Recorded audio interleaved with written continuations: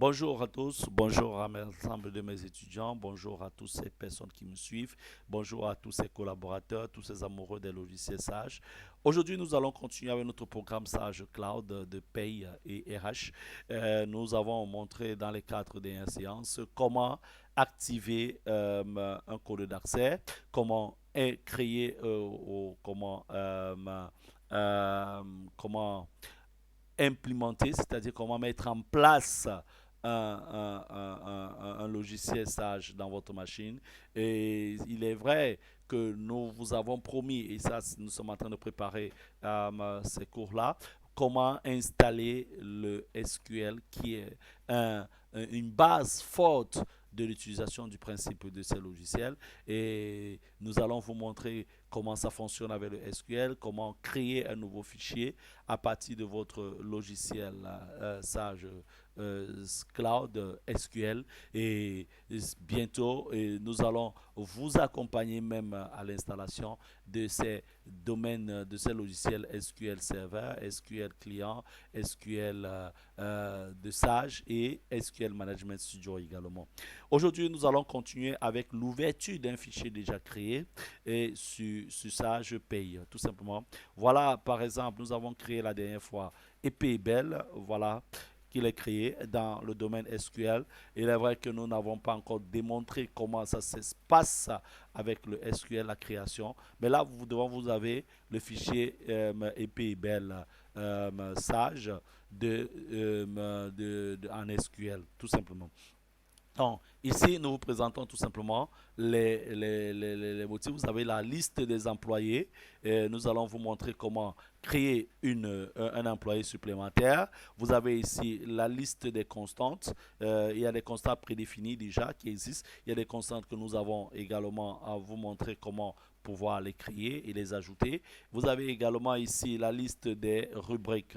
Nous allons vous montrer comment créer une rubrique, quels sont les types de rubriques qui existent et quels sont les types de formules que vous pouvez mettre en application dans les rubriques. Et ensuite, nous allons passer par la modélisation comptable, qui est un outil très fort, très important, que vous devez chercher à connaître et à maîtriser parfaitement. Donc, la modélisation comptable que vous voyez, les journaux, les écritures, l'ensemble des codes, des comptes journaux. Donc, aujourd'hui, comme nous l'avons dit, nous vous montrons comment on accède à un fichier appartenant à EPBL ou bien un fichier que vous avez créé chez vous et vous allez pouvoir passer maintenant les informations dans le motif paye. Et il y a aussi d'autres motifs RH que nous allons aussi vous montrer. Vous pouvez accéder à ces motifs RH, ces modules aussi RH autant pour moi, pour que vous puissiez améliorer vos données et continuer à apprécier la grande partie de vos informations en ressources humaines également. Donc ici, vous avez gestion, beaucoup plus pour la préparation des rubriques, l'édition des bulletins, le calcul des heures d'absence, le calcul des présences. Vous pouvez avoir la possibilité de faire également dans le calcul des bulletins et clôturer une année. Et là, vous avez des états. Vous pouvez avoir plusieurs types d'états, tels que les livres de paye, les fiches éventuelles, les mouvements du personnel. Dans le cas où vous voulez enlever un personnel pour balancer dans un autre, vous allez dans le mouvement de personnel. Et les annexes, c'est beaucoup plus pour les déversements de vos données en comptabilité. Nous allons aussi travailler là-dessus. Vous aurez tout ceci à voir avec moi.